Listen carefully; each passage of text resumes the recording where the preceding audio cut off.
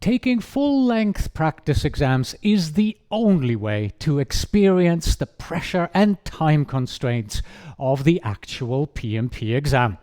Hello and welcome back to this special edition, episode 503, part 2 of the Project Management Podcast with me, Cornelius, where we are going to take a full 180 question exam from my PMP Exam Simulator at pmexamsimulator.com. Let's get started. Here we are once again in the PMP Exam Simulator. We looked at the premium quizzes in part 1, and right now here in part 2 we want to take PMP Exam 1. But first, when should you start adding full 180 question sample exams to your study routine?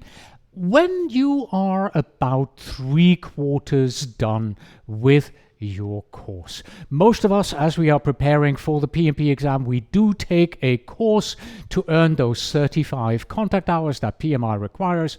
So when you are about 3/4 or so done into that course, then it is time to add full 180 question exams. Before that, focus on the short quizzes. So let us start exam 1. Here opens up in a new window with a few tips that you can take a look at here. Just scroll through them and learn a little bit more about how to use the simulator.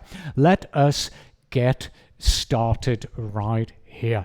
So, if you do not exactly know what those buttons are that you see here on the screen, watch part 1 where I explain them. My main goal right now is to go through these 180 questions with you. I won't be looking at all of them. I want to show you the question types that we have. And the first type we can already see here. It is not just a question, but it includes a table that you are going to have to look at and interpret. I'm not sure if this is actually a table or an image, could be either of those two. So this is definitely one of the type of questions you will come across in your real PMP exam, where you have an image, a table, something where interpretation is required. You have to review everything, pick your answer, click on the next button, and then you will end up on question number 2. This here is the standard multiple choice type question, where you have a simple question with the scenario at the top. The question is always on a separate line, 4 answer choices, and only one of these 4 is correct. You pick the one that you think is most correct in this situation, and you hit the next button. All right, I'll fast forward now to the next question type. Here we go. We have a slightly better example of a question with an image. You can see the graphic here that you need to interpret based on the question that is asked above. 4 answer choices, A, B, C, D, very similar to what we just saw, but you can clearly see in this particular case here, it is a image. Let's fast forward to the next type. Here we are. You can immediately see the 2 major differences. First of all, this question not only has 4 but 6 answer choices, and they are not radio buttons, they are check marks. And here in the simulator, as well as in the real PMP exam, you have to select more than one. In this particular question, it is choose 4.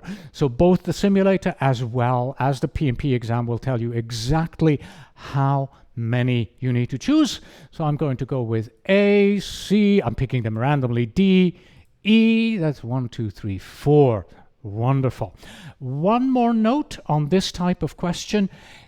PMI does not give partial credit. So this is either correct or wrong. So if I have 3 out of these 4 correct, and it just happens to be not E but F is correct, then, well, no partial credit.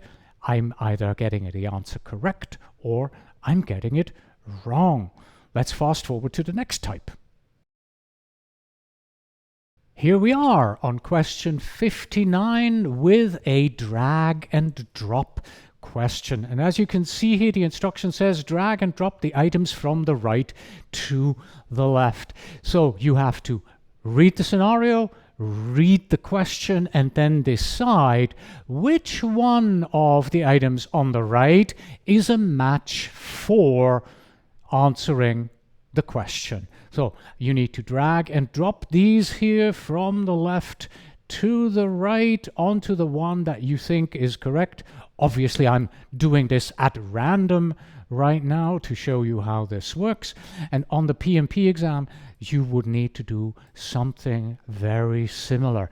Again, just like with the multiple correct questions, this is either correct or incorrect. So if you dragged and dropped them incorrectly, just one or two of them, the complete answer is considered incorrect. So you have to be 100% perfect in dragging and dropping.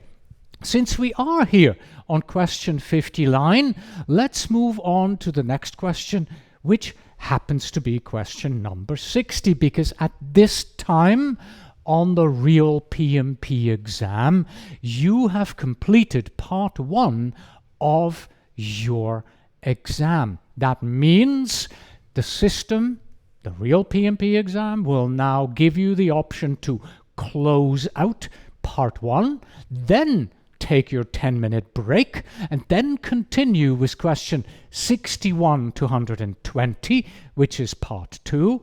Again, you will close that out and take another 10-minute break, and then answer questions 121 to 180. And that would mean 180, you're at the end of the exam. Here in the simulator, we don't do that. You would just continue. You are yourself responsible at this point. Oh, I'm on question number 60. I now want to take a quick 10-minute break. In our exam simulator, the 10-minute break, by the way, is included in the countdown timer. So 2 times 10 minutes is automatically added to your countdown timer. I have fast forwarded here to question number 180, randomly picking an answer and then ending the exam. I didn't answer all the questions in this exam here, so the system will tell me, hey, you have marked unanswered questions. Are you sure you want to end? Yes, I do want to end this exam. Obviously, because I answered only a few of them and picked questions at random, I got 0 out of 180 questions correct. I failed miserably. The number one thing you want to remember is you want to reach 75% on average here in terms of the correctness. And the number 2 thing you want to remember is to really dig deep. At this point, look at your results, go through all the questions that you answered incorrectly and learn about them. My answer here was A, but B is correct. Why is that?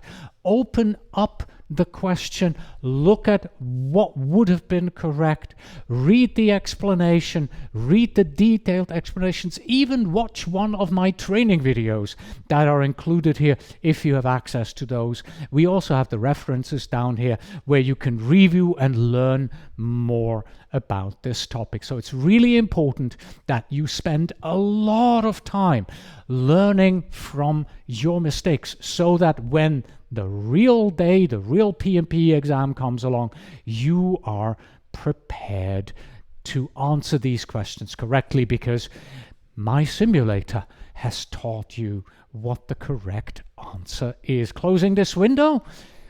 With this, we have come to the end of part 2. Thank you for joining me. Please join me again in part 3 when we will take a look at the statistics.